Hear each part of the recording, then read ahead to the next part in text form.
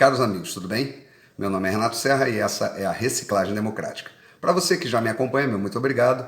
Para você que está me vendo pela primeira vez, caso goste, vá lá na minha página do YouTube, faça a sua inscrição, ative as notificações, deixe a sua impressão. Vai ser um prazer interagir com você. Ou então, me acompanhe nesse vasto mundo das redes sociais. Dito isso, vamos aos principais assuntos da semana. E essa semana nós tivemos a viagem da comitiva presidencial lá para aquela feira internacional de Dubai, onde vários investidores do mundo inteiro comparecem, vários produtores, prestadores de serviço, tudo a nível global, se encontram, onde são feitos ali protocolos de intenções, trocas de informações. Quer dizer, foi um grande passo para o Brasil a representação dele lá. Acredito que, mais uma vez, o Brasil foi apresentado na dimensão que ele merece. Evidentemente, foi mais uma oportunidade para falar sobre a questão ambiental no país, que realmente nós temos alguns problemas, mas eles são muito menores do que a imprensa local e internacional propagandeia por aí. Tem muito mais interesse geopolítico escondido por trás desse, vamos dizer, desse pânico ambiental do que propriamente a preservação. E aí eu faço uma provocação aos ambientalistas com relação às questões, por exemplo, do efeito estufa. O Brasil usa um fertilizante, que é o NPK, na sua agroindústria, que é um dos principais insumos, né, para a produção. E ele tem um componente, que é o potássio, e o Brasil ele importa 96% do potássio que consome lá da Rússia.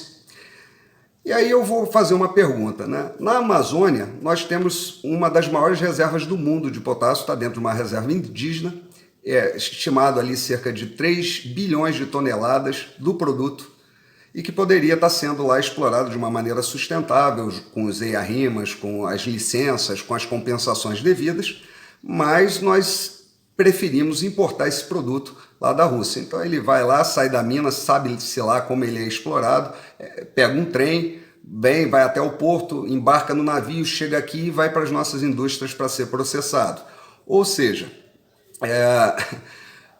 quanto de gases do efeito estufa foram emitidos durante esse processo? Não seria melhor para o planeta explorar isso lá na nossa Amazônia? Bom, essa é a pergunta que fica aí para o pessoal que defende um planeta mais sustentável.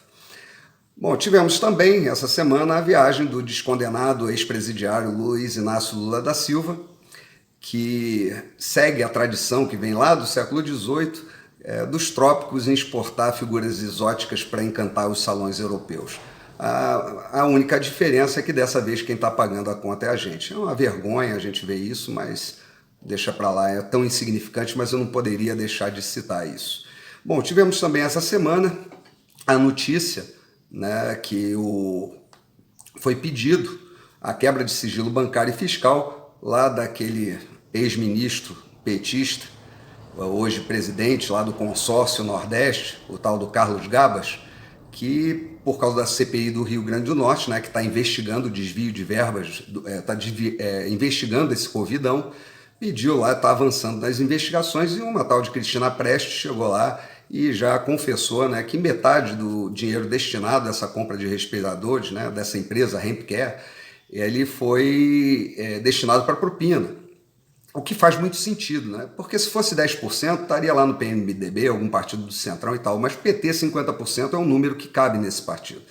Então tudo está sendo investigado, é só seguir o dinheiro, e com essa quebra de sigilo autorizada, nós em breve teremos notícias sobre essa CPI que está realmente avançando nesses desvios criminosos, nesse verdadeiro genocídio promovido pela corrupção durante a pandemia, bem diferente daquela CPI do Senado que está aí peregrinando que nem um zumbi pelos corredores aí das instâncias do Estado, pedindo providências daquilo que a gente nem sabe direito o que foi, porque foi um grande circo midiático que foi feito nesses 6 meses que não produziu absolutamente nada.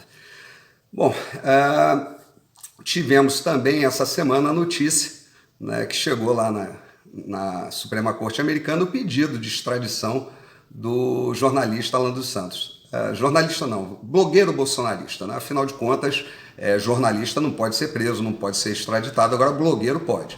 Então o blogueiro Alan dos Santos, ele está nos Estados Unidos até em situação irregular, e esse pedido de extradição com certeza vai ser um impulso para que ele ganhe asilo político aqui. Afinal de contas, o governo americano ele tem lá como tradição não exportar pessoas por crimes de opinião ou por religião ou por algum motivo desses que só ditaduras assim costumam fazer. Ele não segue esse princípio. Aliás, a Advocacia Geral da União está produzindo, inclusive, um parecer contra essa extradição. Então isso daí vai para a lista do currículo do Alexandre de Moraes, o xerife, e aí, quem sabe, né, mais à frente, né, o Senado acorde, desperte e resolva realmente instituir a democracia nesse país, que ela parece que foi completamente desconsiderada, inclusive em mais um ato de um dos ministros do Supremo Tribunal Federal, lá naquele congresso de juristas em Portugal, onde o ministro Dias Toffoli fez a confissão, né, em que o Brasil ele está no regime semipresidencialista, em que o Supremo Tribunal Federal assumiu o poder moderador e que ele considera muito difícil presidir o Brasil. Então ele ali fez uma confissão que o Supremo Tribunal Federal de fato usurpou o poder, né? Usurpou o poder, não está seguindo mais a Constituição, desconsiderou completamente o texto constitucional e está agindo conforme suas convicções e valores. E isso, se não é para deixar todos nós assim espantados, chocados, o que vai deixar, né? Mas a gente não está vendo o Senado reagir à altura.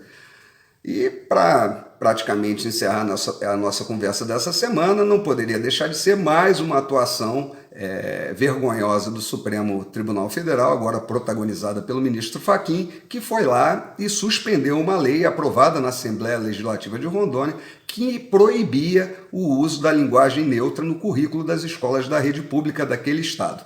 Ou seja, ele interferiu no parlamento, em outro poder, tirou a vontade popular manifestada pela maioria numa suposta defesa da minoria que não tem nada a ver. Eu acho que as pessoas podem falar linguagem neutra, inclusive, quando eu estava na escola, a gente falava a língua do P. É óbvio que a linguagem neutra ela entra ali num pacote da ideologia de gênero, que é mais um conjunto de besterol.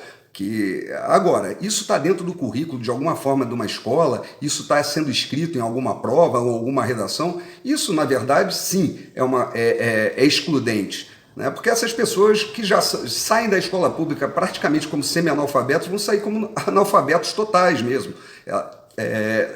Todos vão se ferrar na vida. Então, a verdade é que nós estamos assistindo esse espetáculo, né, ridículo, né, essa pantomima feita aí pelos ministros do Supremo Tribunal Federal e ninguém toma uma atitude. Aliás, a Constituição, quem deveria tomar essa atitude é o Senado, mas a gente vê lá um Senado calado, conivente e totalmente alheio ao que está acontecendo no Supremo Tribunal Federal. Bom, vamos esperar para que as coisas voltem à normalidade democrática, que haja mais à frente um Senado mais estruturado, bem melhor, de nomes melhores ali, para que a gente possa retomar a normalidade democrática no país, sem perseguições políticas, sem perseguições por opinião, com uma oposição atuante, dentro do espírito democrático que tem que acontecer num país. É isso aí. Bom, era o que eu tinha para dizer para vocês. Um grande abraço e até a próxima.